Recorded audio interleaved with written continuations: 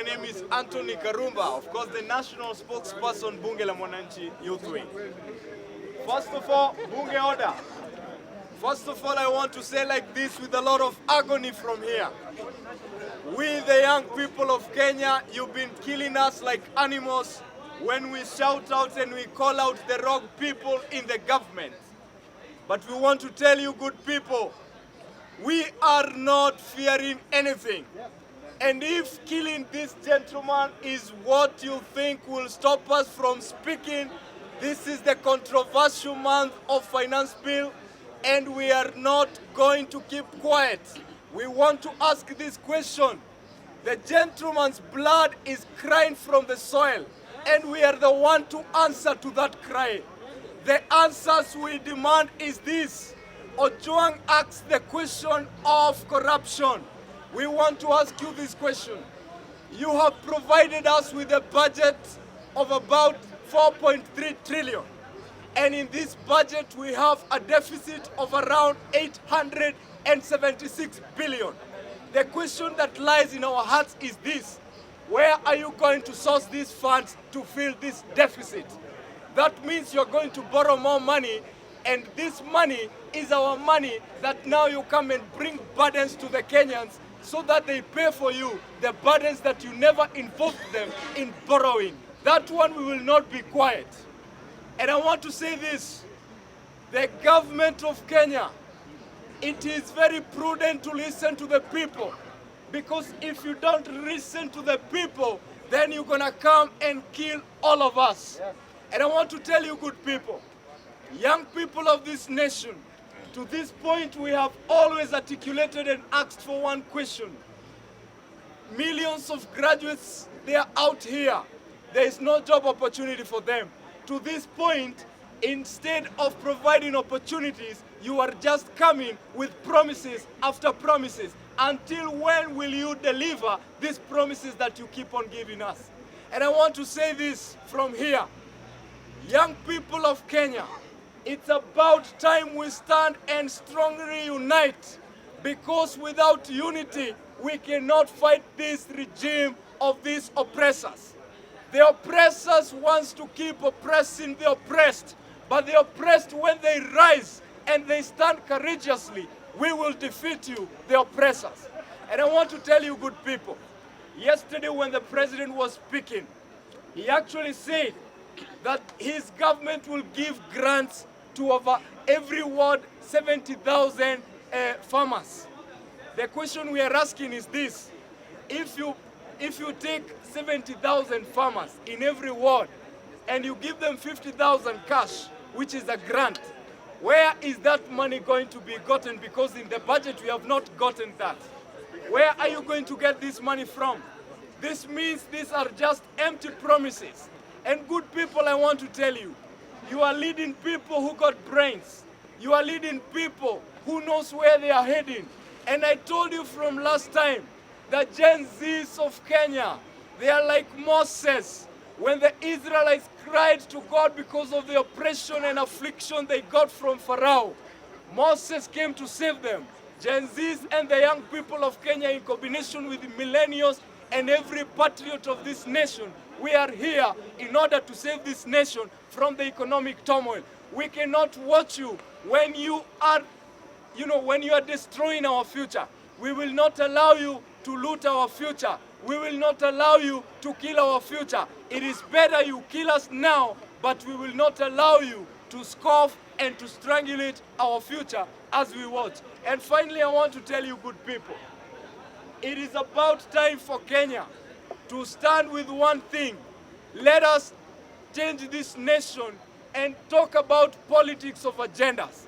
Don't come to tell Kenyans that, oh, I am from this tribe, I am from this tribe. Tell us one thing.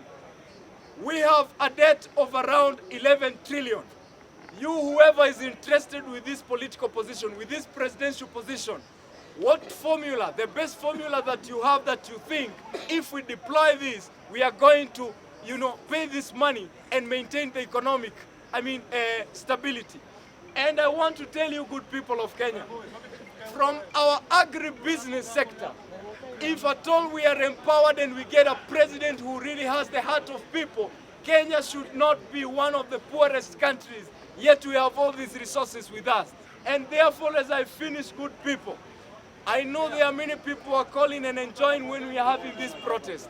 But in every time, young people, let us know this. When we go to the streets, let's go there with objectives. When we go there, last time we went asking for the justice of this man.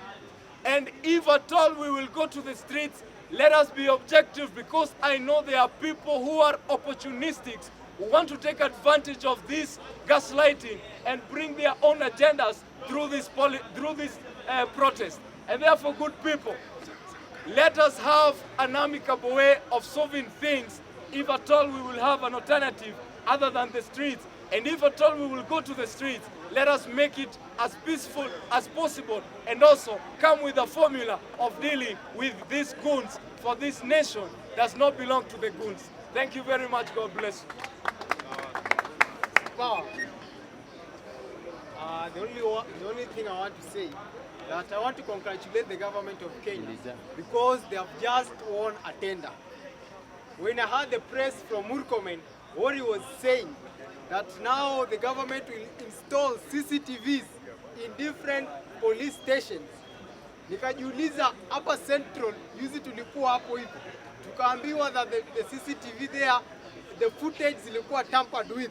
And now, saizi Murkomen is telling us that the government will install the CCTV in different police stations. And we know these are government of kickbacks. So now I congratulate, because they want to use taxpayers' money kuweka CCTVs yenye information kwa CCTV will be lying on their own hands. The second thing I want to say, that there is no justice will be served for Ojwang if the government of Kenya and the entire police force won't tell us those who went with the motorbike to pick Ojwang from their home in Homatu. Because saizi hata tukijaribu tumeweka huyu the OCS wa Central Police Station, na yeye amekaa kwa public akatuambia venye alikuwa anaenjoy maisha na yule mpenzi wake pale kwa bar. Akaamua kusacrifice mambo ya family lakini alinde kazi. Ni ukweli. And again, hao majamaa wenye walimuendea huko kwao, they should also be bring to books of records tujue ni akina nani waliendea Ojwang. Wale nurses wenye waliandika the medical report should not be left behind, because if you would table all the names of those people who are involved in this case, watu wengi bado wataendelea kupotea. Because hata leo we were with my friend Karumba and we saw the Subarus yenye hao majamaa huwa wanatumia. Number plates zinabadilishwa, number plates zimejaa hivi, kila mara ni kubadilisha. So if we would handle this case, if we would handle this case, mpaka tujue all the people who are involved, naambia we won't be safe. And for that case, I want to remind my fellow youths that we cannot or we would afford to destroy our nation. Angalia wale watu wa Burundi wenye wako hapa hivi saizi. So tukienda street, hii mambo ya vandalization, looting from the poor, and yet tuna agitate, we are fighting for justice. Here, I'm not part of that, because we would lie to ourselves that tunafaitia justice but tunaibia wale wenye wanatembea. Last time when we were on the street pale City Market, tuliona hata hao majamaa walikuja na visu ku protect their own meat. Na sisi ndio vijana. Sasa vijana wanaenda kuibia maskini kwa sababu gani? Huyo jamaa mwenye aliua Ojwang saizi hata haezi onekana kwa public eye. That's why tulikuwa tunasema we are going tomorrow, tutavisit pale mali OCS amewekwa ili atuambie ni nini ilifanyika, because yeye saizi alisema yeye alikuwa kwa club. So tomorrow we will visit him, atuambie all the details, because anaogopa kuambia serikali. Najua sisi naye atatuambia. The eyes of the end will be blown. Now we will know all the details that happened pale Central. Hata yule jamaa mwenye alidelete hizo footage lazima alete kwa book of records, atuambie mbona na ni nani alimwambia delete hizo footage. Otherwise, kama tutafanya hivyo, more deaths, more people will lose their lives kwa mikono ya polisi. And the last thing I want to say, hii Central Police Station saizi imekuwa death scene. Na hata ukishikwa unawaambia tu mimi munishike, Yes, but msinipeleke pale Central Police Station. Unakuwa traumatized mentally that hata ukipelekwa pale, you don't know if you'll come out alive. Otherwise, I want to tell Kenyans that when I look at the flag of Kenya, I see betrayal. Now when majamaa wenye wanajaribu kutu betray since tupate independence, it's high time Kenya ipate a new energy. Thank you. Thank you members of the press.